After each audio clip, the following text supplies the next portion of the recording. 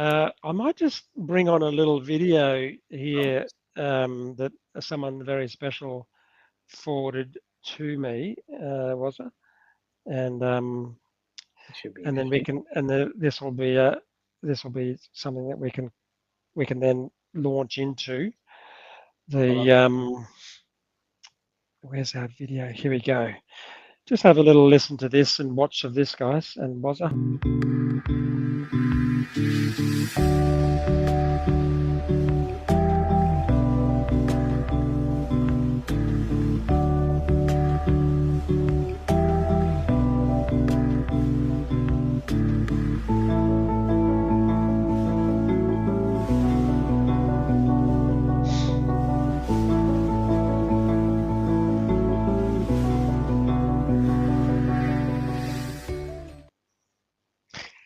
So there's your beautiful family, and Amy and Jack, isn't it?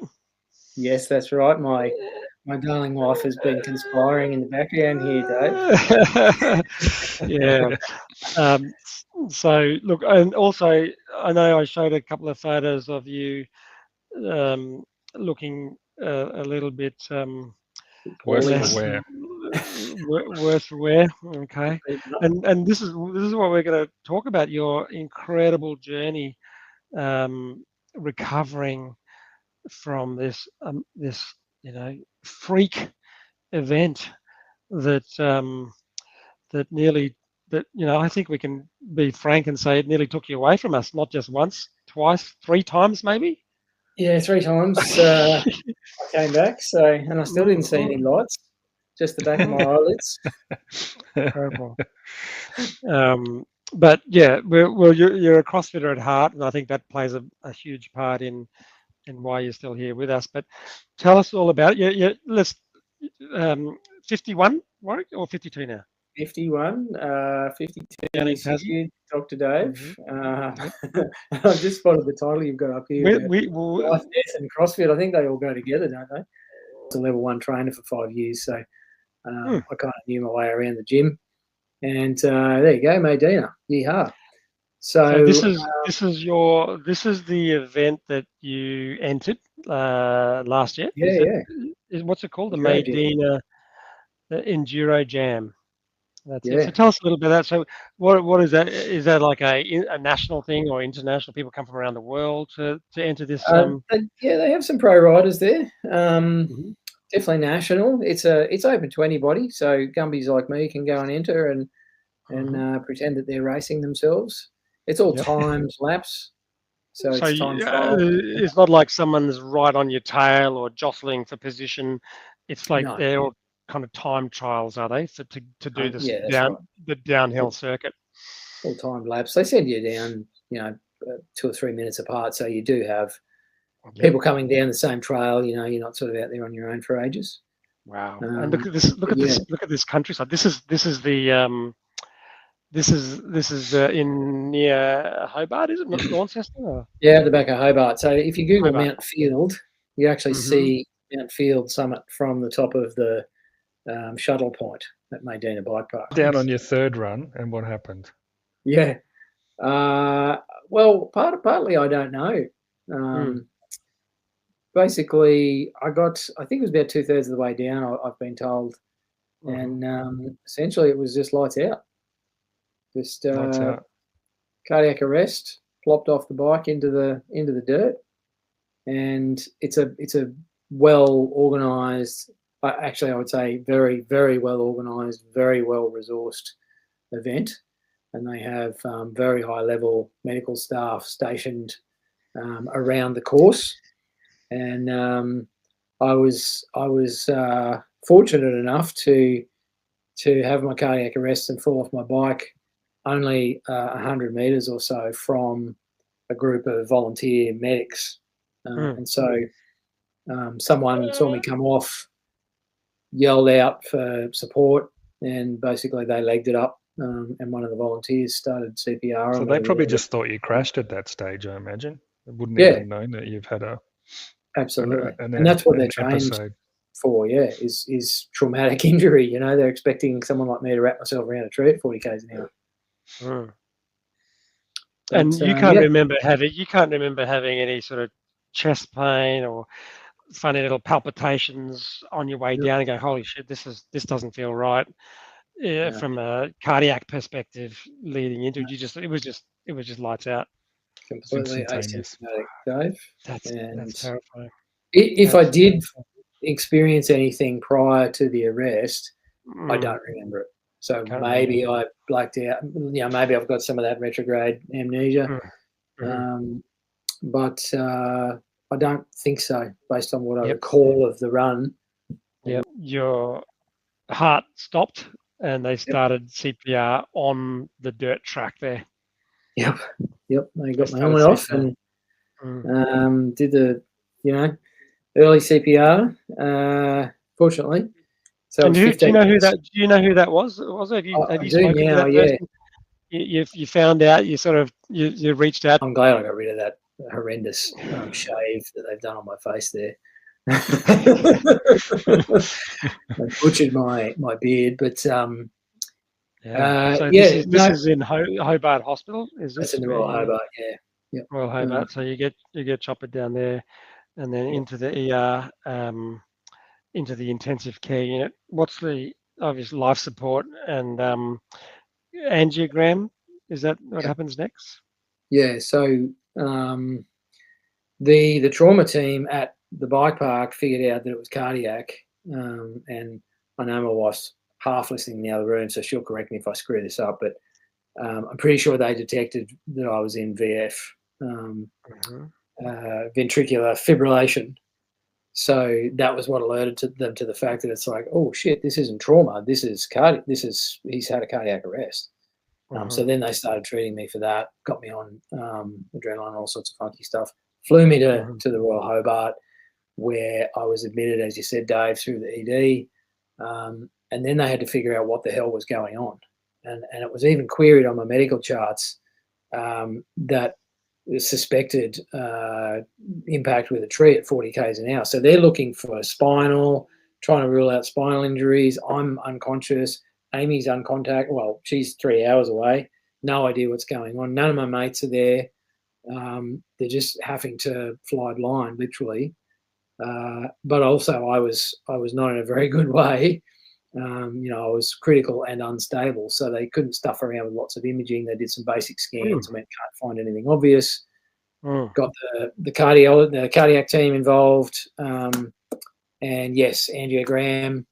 Found the blockage in my LAD, and basically I had a massive arrest, and fair bit of damage to the heart muscle. So stuck a balloon in for any non-medical people. They go up through the main artery in your groin, and stick a cable up in there and shove a balloon in your heart that they blow up to take the pressure off the heart muscle while you're recuperating. While they were doing that, unbeknownst to the medical team, they ruptured that artery in my groin, and I started bleeding to death internally. They didn't realise that at the time, and I was crashing pretty hard as well. Still very unstable and critical. And Mm. so they thought I was bleeding internally, so they whipped me off to theatre. I had another arrest on the way to theatre, and they had to get me going again. And they cut me open from belt line to the bottom of the sternum, so they could literally have a physical look around and figure out where the hell he's bleeding to death from, only to discover that it wasn't coming from any of my internal organs. And so they did a sort of inspection of their previous works and figured out, oh, whoops, we've ruptured his main artery in his groin. So Wow. they had to stent that as well. Explain to some of our listeners, like you mentioned, the LAD. So this here is the left anterior descending branch of the coronary arteries, and a lot of people will be going, "Oh, he's so healthy and fit.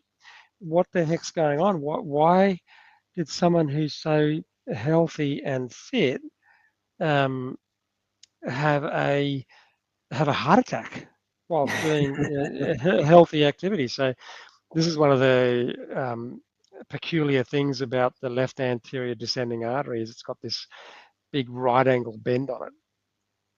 and they call it the Widowmaker, right? For a reason, because It's it's the called the one that Widowmaker. normally locks. Yeah, it's called the Widowmaker. So you can be pretty healthy.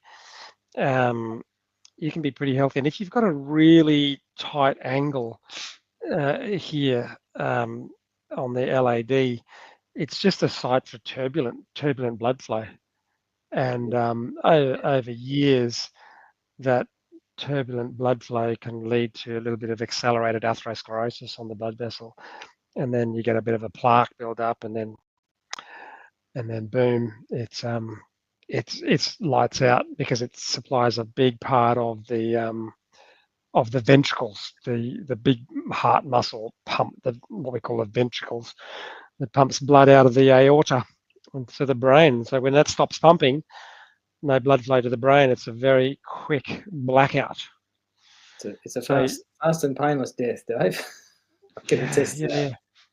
And then one of the tests that Wazza was describing was the angiogram, shoving a long catheter from the groin up to the artery to try to dilate up the artery, and then ruptured the vessel in so doing, which then led to, you then had a laparotomy. Is that right? Is that you after your laparotomy? That's the big zipper up the front, mate. So I had an emergency laparotomy. They didn't even do it straight. I'm disappointed. It's got a big bend in the top of it. Yeah. It's a bit more time. I think they were a bit stressed about figuring out where the heck I was losing my blood. But day 20, day 20. That's actually, you're looking pretty amazing for those ordeals, for that trauma and stress, and even was your brain would have been were you a bit scrambled, like because you had no there's no. I also had four strokes in the bargain, so I've collected the whole set, and I got sepsis. Conversations like this help me to actually conceptualize what's happened and what the meaning in it might be for others. And I'd love to get on stage and go speak at a conference or something, share my story in a way that I'm a storyteller, and my coaching and mentoring over the years is always around telling stories and analogies and metaphors and all that sort of stuff. So I'd love to get on stage in front of some people who want or could benefit from some inspiration and insight, basically. I have no idea who that is or where it is or what it looks like, Anthony, but that's the intention. That sounds awesome, mate. It sounds like you want to serve, by the sound of things. Absolutely. Like that was one of the other things. Get out of my existing business, and I need to serve more people before I go. That's pretty powerful, mate. Absolutely. So are you at the stage where you're able to, I guess, be grateful for the experience that you've had? Are you at that stage, or are you still trying to? Yeah, I've just gotten there recently. Actually, it's a great distinction, and I'm pretty sure I've said this out loud to my wife. She'll be able to hear me say it now in the other room. I think my arrest and rebirth is the best thing that ever happened to our marriage. And I actually think it's the best thing that's ever happened to me in my life. Because it's precipitated or predicated, I think is the right word. Maybe that's a stroke, or maybe that's my age, I'm not sure. It's predicated a bunch of changes that I might have dreamt of in my first life. But now it's stuff that I almost feel has to be done. Changes have to be made, because I have this thing that's like, you can't possibly go through something like this and not do something with it. That would just be lunacy.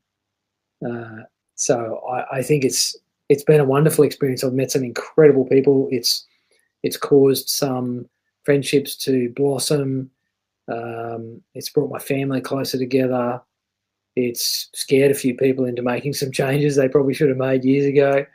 Holy shit, I don't want that to happen to me. So I've got, mates getting coronary artery calcium scores and asking me what blood panels they should get done and stuff. How impactful that was to hear it from you directly, because I've been following it and reading the Wazza's fan page and just keeping abreast of your progress.